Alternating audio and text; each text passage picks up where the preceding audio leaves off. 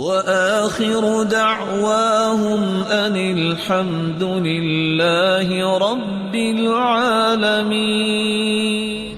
رسول اکرم صلی اللہ علیہ وسلم نے فرمایا اللہ کا محبوب بننا ہے سماحت اختیار کرو۔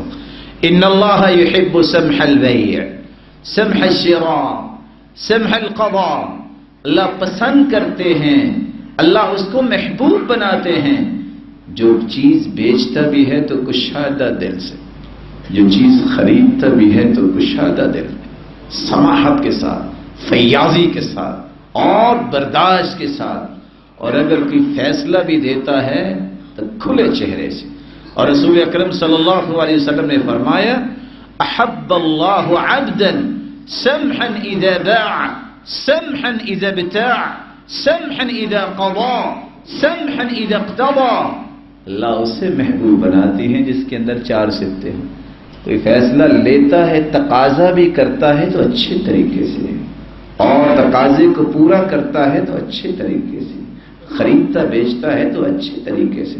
بلکہ رسول اللہ صلی اللہ علیہ وسلم نے فرمایا اسمحوا یسمح لکم، تم دنیا میں معاف کرنا سیکھو، اللہ قیامت کو تمہیں معاف کر دے گا۔ سودا ہے، تم دنیا میں معاف کرنا سیکھو، دل کھلا کرو، اللہ قیامت کو تمہیں معاف کر دے گا۔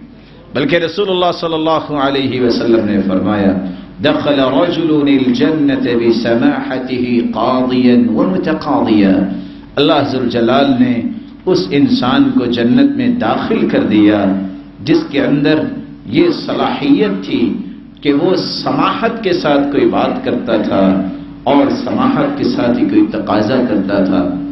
آپ نے سنا ہوگا احنف بن قیس، اس کو کیسے بادشاہ اور عربوں نے اپنا بڑا کیسے مان لیا۔ یہ وہ احنف بن قیس ہے جس کے بارے میں نقل کرنے والے نقل کرتے ہیں کہ جب اس کے گھر بیٹا پیدا ہوا تو ابھی چند ایام کا تھا، تو انگیٹھی لے کر آ رہی تھی لونڈی، اور اس کے ہاتھ سے وہ کوئلے کی انگیٹھی گر گئی اور آن دا اسپاٹ وہ بیٹا فوت ہو گیا۔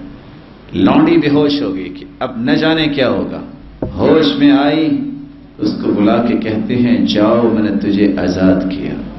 کیوں؟ کہا وہ تو دنیا سے چلا گیا، اگر تجھے بھی مار دوں گا مجھے کیا ملے گا، میں نے اپنا غصہ ٹھنڈا کیا، اس کو آزاد کر دیا۔ امام بخاری رحمہ اللہ تعالی کس طرح وہ سیاہی کی دوات پڑی ہے، جب لونڈی سے پاؤں لگا تو گر گیا، وہ سیاہی گر گئی تو آپ نے بلا کے کہا ادھر آؤ انت حر لوجہ اللہ، جاؤ تمہیں میں آزاد کرتا ہوں۔ لوگوں نے پوچھا یہ کیا، اس کو آپ کو ادب سکھاتے کہ دیکھ کے چلا کرے، کہا اصل میں غصہ آیا تھا تو میں نے غصہ ٹھنڈا کیا ہے، ایسے کہ اس کو آزاد کر دیا۔ اور میں یہ قصہ پڑھ کے پریشان ہو گیا، اور آپ بھی پریشان ہوں گے کہ احنف بن قیس کو بھری مجلس میں لوگوں نے تیار کیا کچھ نوجوانوں کو، اور انہوں نے بھری مجلس میں کہا پہلے سوال کا جواب دو، گفتگو بعد میں کرنا۔ جی بتائیے، کہتا میں آپ کی والدہ سے نکاح کرنا چاہتا ہوں۔ کہا بیٹا اس طرح کی باتیں گھر میں آ کے کرتے ہیں، اس طرح مجلس میں نہیں کرتے، آپ تشریف لائیے گا۔ کہا نہیں یہاں جواب دیں۔ کہا بیٹا پھر میرا مشورہ یہ ہے کہ آپ میری ماں سے شادی نہ کریں، بہت بوڑھی ہے اور وہ آپ کی خدمت بھی نہیں کر سکے گی اور نہ ہی آپ کا اہتمام کر سکے گی۔ کہا نہیں مجھے پھر بھی کرنی ہے۔ کہا بیٹا پھر بات یہ ہے، آپ جانتے ہیں کہ جس کا خامد فوت ہو چکا ہو، جو طلاق یافتہ ہو، سیبہ جو ہوتی ہے، والسیبہ تعرب عن نفسها، اس کے مشورہ لینا چاہیے، مشورہ دے سکتی ہے۔ میں پھر جا کے بات کروں گا، اگر وہ مان گئی تو ٹھیک ہے، وگرنہ آپ معذرت کو قبول کرنا۔ لوگوں نے سمجھ لیا کہ یہ اس لائق ہے کہ اس کو پورے عرب کا جو ہے وہ اس وقت بادشاہ بنایا جائے۔ کیا ہے زندگی آج کہ مجھے اللہ نے قرآن و حدیث کا علم دیا ہے، میں اس کو اپنی ذات پہ اپلائی نہیں کرنا چاہتا تو دنیا کو سکھانا چاہتا۔ 5 فٹ پہ میں اپنے اسلام کو نافذ کرنے کی خواہش نہیں کرتا اور کرنے کی قدرت نہیں رکھتا، اور میں کہوں پوری دنیا پہ اسلام آ جائے۔ یہ دعوے اس وقت تک کامیاب نہیں ہوتے جب تک میرے بھائی عمل نہیں ہوتا۔